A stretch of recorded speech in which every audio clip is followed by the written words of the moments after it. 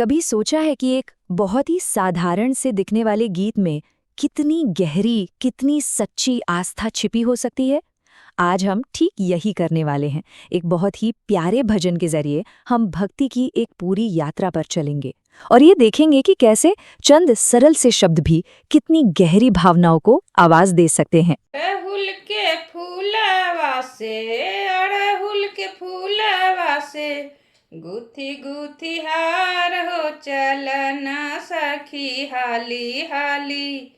माई दरबार हो चलना सखी हाली हाली। माई दरबार हो। अड़हुल के फूलवा से, अड़हुल के फूलवा से गुथी गुथी हार हो चलना सखी हाली हाली। माई दरबार हो चलना सखी हाली हाली। उगल बा पूजा करे सूरज के लाली, उगल बा पूजा करे सूरज के लाली। जल्दी सजावा सखी, जल्दी सजावा सखी पूजवा के थाली। चलना सखी हाली हाली। माई दरबार हो चलना सखी हाली हाली। अड़हुल के फूलवा से, अड़हुल के फूलवा से गुथी गुथी हार हो चलना सखी हाली हाली। माई दरबार हो चलना सखी हाली हाली। धोइला चरनिया के गंगा जल ले आई हो, धोइला चरनिया के गंगा जल ले आई हो। पान फूल मिसरी के, पान फूल मिसरी के भोगवा लगाई हो चलना सखी हाली हाली। माई दरबार हो चलना सखी हाली हाली। माई दरबार हो।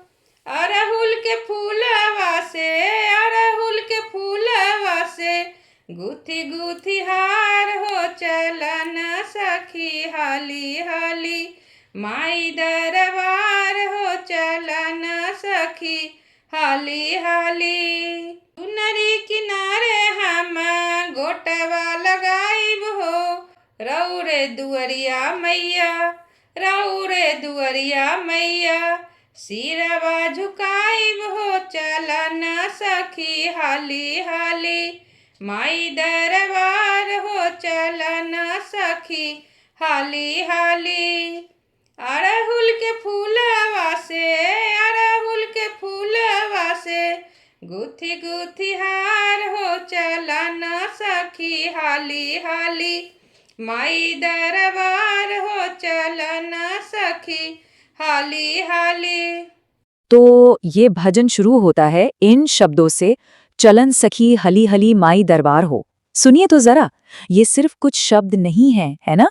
ये तो दिल से निकली एक पुकार है, एक दोस्त से दूसरे दोस्त तक। इसमें एक तरह की बेसब्री है, एक उत्साह है ना? ऐसा लग रहा है मानो इस पवित्र सफर पर निकलने के लिए एक पल का भी इंतजार नहीं हो रहा है। तो फिर ये यात्रा शुरू कैसे होती है? इसकी शुरुआत होती है एक बहुत ही पर्सनल, एक बहुत ही दिल से दिए गए निमंत्रण से। एक दोस्त दूसरे दोस्त को बुला रहा है। चलिए देखते हैं कि ये जो साझा विश्वास है, ये कैसे बनता है। और देखिए, यही बात तो इसे इतना खास बनाती है। ये अकेले जाने की बात नहीं है, ये है एक दोस्त को, एक सखी को साथ ले जाने के बारे में। ये इस बात पर जोर देता है कि आस्था सिर्फ कोई निजी एहसास नहीं है, ये तो वो चीज है जिसे हम साझा करते हैं, जिसे हम एक साथ मिलकर मनाते हैं। अच्छा, तो यात्रा पर जाने का फैसला हो गया, लेकिन रुकिए जरा, मंदिर जाने से ठीक पहले भी तो बहुत कुछ होता है ना? असल में भक्ति तो इन तैयारियों से ही शुरू हो जाती है। तो चलिए देखते हैं ये तैयारियां क्या-क्या हैं। देखिए, ये सिर्फ मंदिर जाने की तैयारी नहीं है, ये उससे कहीं ज्यादा है।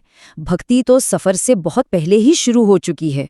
वो जो माला गूंथने का काम है, वो जो उगते सूरज को प्रणाम करने का पल है, और फिर पूजा की थाली को बड़े ध्यान से सजाना, इनमें से हर एक काम अपने आप में एक प्रार्थना है। और सबसे पहली तैयारी क्या है? एक माला गूंथना, लेकिन किसी भी फूल से नहीं। गीत में कहा गया है अरहुल के फुलवा, यानी गुड़हल का फूल। और ये चुनाव बहुत सोच समझ कर किया गया है। हिंदू पूजा में ये जो खिला हुआ लाल फूल है ना, ये पवित्रता और दिव्य स्त्री ऊर्जा का प्रतीक माना जाता है। मतलब देवी के लिए इससे बेहतर भेंट और क्या हो सकती है। तो तैयारियां तो हो गईं, अब बात करते हैं उन पवित्र चीजों की जिन्हें मंदिर ले जाया जा रहा है, और साथ ही उन शक्तिशाली अनुष्ठानों की जो वहां जाकर किए जाएंगे। और ये वाकई एक बहुत ही गहरा क्षण है। गीत की पंक्ति है, धोइला चरानिया के गंगा जल ले आई हो। सोचिए जरा, देवी के चरणों को धोने के लिए पवित्र गंगा नदी से जल लाया जा रहा है। ये तो परम श्रद्धा, विनम्रता और शुद्धि का सबसे बड़ा प्रतीक है। और फिर आता है भोग, मतलब जो भेंट चढ़ाई जाएगी। और देखिए, इसमें कोई बहुत भव्य या असाधारण चीज नहीं है। ये बहुत ही सरल है। पान का पत्ता, एक फूल और थोड़ी सी मिश्री। और यही सादगी तो सबसे ज्यादा मायने रखती है। ये भक्त के शुद्ध और सच्चे दिल को दिखाती है। तो अब तक हमने साझा तैयारियों और रस्मों को देखा है ना, लेकिन भक्ति का सबसे पर्सनल, सबसे निजी हिस्सा क्या होता है? चलिए अब इस गीत के सबसे अंतरंग, सबसे दिल के करीब वाले पलों को समझते हैं। सच कहूं तो ये मेरा सबसे पसंदीदा हिस्सा है। चुनरी किनारे हम गोटवा लगाई हो, मतलब वो सिर्फ दुकान से खरीदी हुई एक चुनरी नहीं चढ़ा रहे हैं। नहीं, वो खुद अपने हाथों से उस पर एक सुंदर सी किनारी, एक गोटा लगा रहे हैं। ये जो प्यार और मेहनत है ना, ये गहरे निजी विश्वास और कोशिश का प्रतीक है। और फिर ये सब आकर यहाँ पूरा होता है।